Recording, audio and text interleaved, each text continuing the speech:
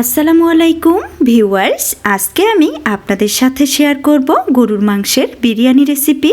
সম্পূর্ণ ঘরোয়া মশলা দিয়ে এবং খুবই মজাদারভাবে এই বিরিয়ানিটা আপনাদেরকে রান্না করে দেখাবো।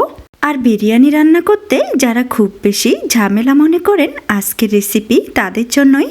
খুব সহজভাবে এবং সম্পূর্ণ ঘরোয়া মশলা উপকরণে আজকের এই বিরিয়ানিটা আমি আপনাদেরকে রান্না করে দেখাবো। আর এটা খেতে হবে অনেক বেশি মজাদার। চলুন তাহলে ঝটপট চলে যাই মূল রেসিপিতে। আজকের এই বিরিয়ানি রান্না করার জন্য এখানে আমি 600 গ্রাম পরিমাণ গরুর মাংস নিয়েছি।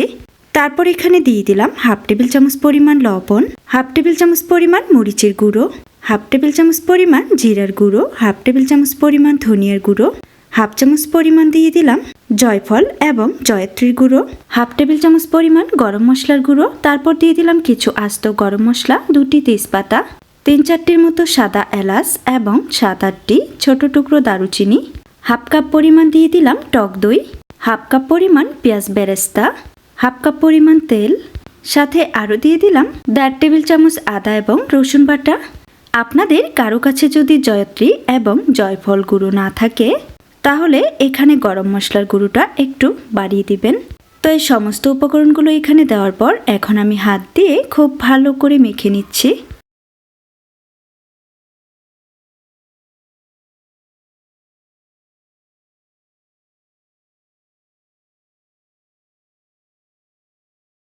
কিছুক্ষণ এই মাংসগুলোকে হাত দিয়ে খুব ভালো করে মেখে নেওয়ার পর এখন এখানে দিয়ে দিলাম একটা কাঁচামরিচ 2 ভাগ করে। এরপর আমি ঢাকনা লাগিয়ে চুলাটা অন করে চুলার উপর প্যানটা বসিয়ে দিয়েছি আর 5 মিনিটের মতো জাল করে নিয়ে এই পর্যায়ে ঢাকনাটা উঠিয়ে নিলাম। এখন সমস্ত মাংসের পিসগুলো নেড়েচেড়ে উলটপালট করে দিচ্ছি।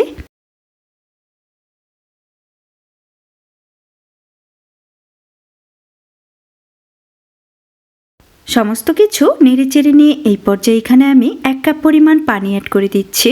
আর এখানে আমি গরম পানি দিয়ে দিলাম। মাংসগুলোকে খুব সুন্দরভাবে সেদ্ধ করে নেওয়ার জন্যই এখানে আমি 1 কাপ পরিমাণ পানি দিয়ে দিয়েছি। আর মাংস থেকেও কিন্তু অনেকটাই পানি বেরিয়ে এসেছে। এই সম্পূর্ণ পানি দিয়েই মাংসগুলো খুব সুন্দরভাবে সেদ্ধ হয়ে যাবে।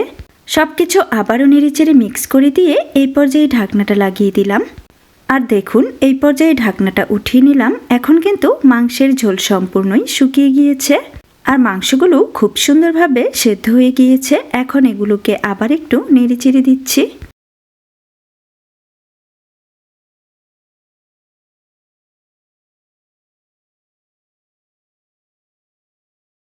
মাংসটা যেহেতু আমাদের রান্না হয়ে গিয়েছে, তো এই পর্যায়ে এখানে আমি দিয়ে দিচ্ছি আগে থেকেই ধুয়ে পরিষ্কার করে রাখা 3 কাপ পরিমাণ চিনি গুঁড়া চাল। আর চালগুলো এখানে দেওয়ার পর নেড়েচেড়ে মাংসের সাথে খুব সুন্দরভাবে মিক্স করে দিচ্ছি।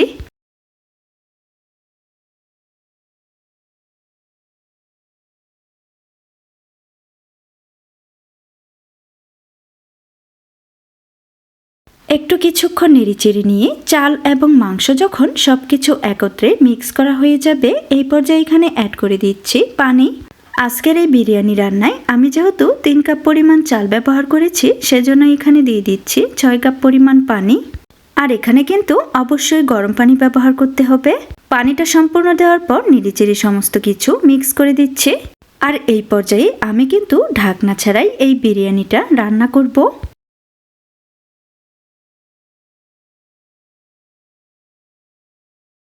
কিছুক্ষণ ঢাকনা ছাড়াই জাল করে নেওয়ার পর এই পর্যায়ে দেখুন পানির পরিমাণ কিন্তু অনেকটাই শুকিয়ে গিয়েছে। এই পর্যায়ে আমি সমস্ত কিছু নেড়েচেড়ে উলটপালট করে দিচ্ছি।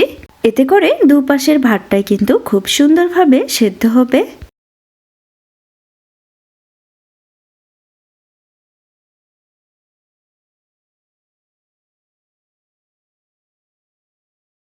তো সবকিছু উলটপালট করে নেড়েচেড়ে দিয়ে এই পর্যায়ে এখানে দিয়ে দিচ্ছি হাফ চামচ পরিমাণ লবণ। বিরিয়ানির মধ্যে খুব সুন্দর একটি ফ্লেভার আসার জন্য উপর থেকে দিয়ে দিলাম 4টি কাঁচামরিচ। তারপর এর উপরে কিছু পেঁয়াজ বেরেস্তা ছড়িয়ে দিব।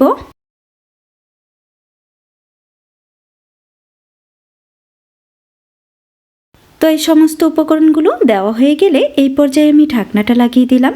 আর এখন কিন্তু চুলার আঁচটাকে কমিয়ে কিছুক্ষণ বিরিয়ানিটাকে রান্না করে নিব। এই পর্যায়ে দেখুন ঢাকনাটা উঠিয়ে নিলাম। এখন আমি আবারও নিচ থেকে এই বিরিয়ানিটাকে একটু নেড়েচেড়ে দিচ্ছি।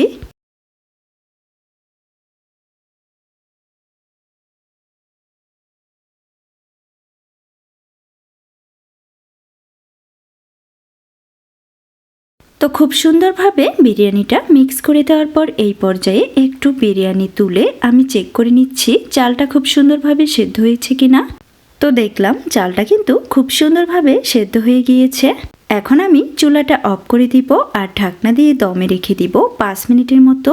ফিরে এলাম 5 মিনিট পর। চলুন এই বিরিয়ানিটা আপনাদেরকে সার্ভ করে দেখিয়ে দিই এটা দেখতে কত সুন্দর পারফেক্ট এবং লোভনীয় হয়েছে। গরুর মাংস দিয়ে এই বিরিয়ানিটা খেতে এত বেশি মজাদার হয় যে আপনি একবার খেলে এর স্বাদ ভুলতেই পারবেন না। অনেক বেশি ঝামেলা মনে করে অনেকেই কিন্তু বাসায় বিরিয়ানি রান্না করতে চান না। চাইলে আমার এই রেসিপি ফলো করে আপনারাও বাসায় ঝটপট বিরিয়ানি রান্না করতে পারবেন। আর কোনো প্রকার বাজারের কেনা মশলা ছাড়াই সম্পূর্ণ ঘরোয়া মশলা দিয়ে এই বিরিয়ানিটা খেতে এত বেশি মজাদার হয় যে এর স্বাদ ভুলার মতোই না। আশা করছি আমার আজকের এই গরুর মাংসের বিরিয়ানি রেসিপি সবার কাছে অনেক ভালো লেগেছে।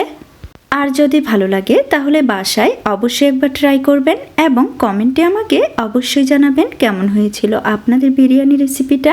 ফিরে আসবো আবারও আপনাদের মাঝে নতুন কোনো রেসিপি নিয়ে। সে পর্যন্ত সবাই ভালো থাকবেন, সুস্থ থাকবেন এবং সবাই সবার জন্য দোয়া করবেন।